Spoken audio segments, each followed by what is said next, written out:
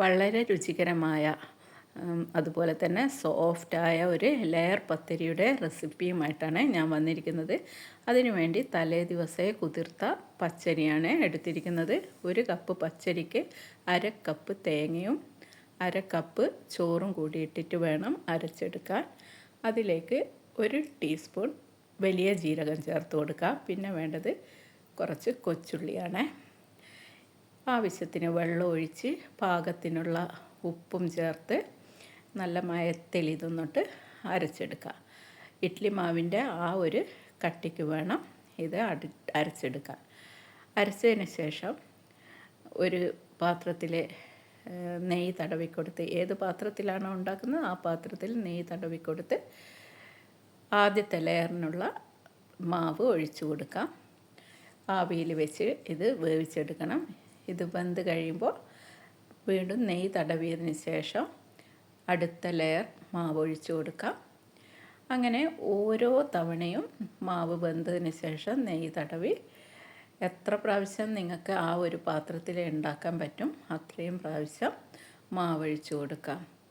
നമ്മുടെ കേക്ക് ഉണ്ടാക്കുന്ന ടിന്നിലൊക്കെ ആകുമ്പോൾ കൂടുതൽ ലെയർ കിട്ടും. എനിക്ക് ഈ ഒരു പാത്രത്തിൽ ഒരു 3 തവണ ഒഴിക്കാൻ മാത്രമേ പറ്റിയിട്ടുള്ളൂ.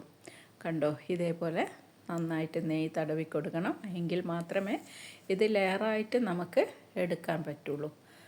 അപ്പോൾ ഈ ഒരു പത്തിരി ഉണ്ടാക്കുമ്പോൾ നെയ്യ് തന്നെ എടുക്കാൻ ശ്രദ്ധിക്കണേ. വെളിച്ചെണ്ണയൊക്കെ ആകുമ്പോൾ ആ ഒരു രുചി വ്യത്യാസം നന്നായി മനസ്സിലാവേ.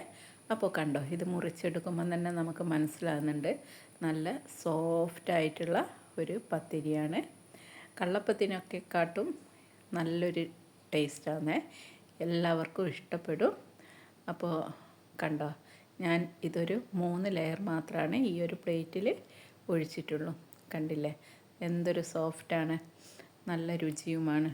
അപ്പോൾ അങ്ങനെ ഞാൻ 2 തവണയായിട്ടാണ് ഈ ഒരു പത്തിരിയിൽ നിന്ന് ഒഴിച്ചെടുത്തിരിക്കുന്നത്. അപ്പോൾ ഇന്നത്തെ ബ്രേക്ക്ഫാസ്റ്റിന് ചിക്കൻ കറിയും ഈ ലെയർ പത്തിരിയാണ്. അട്ടിപ്പത്തിരി എന്നൊക്കെ പറയേ ഇതിന്.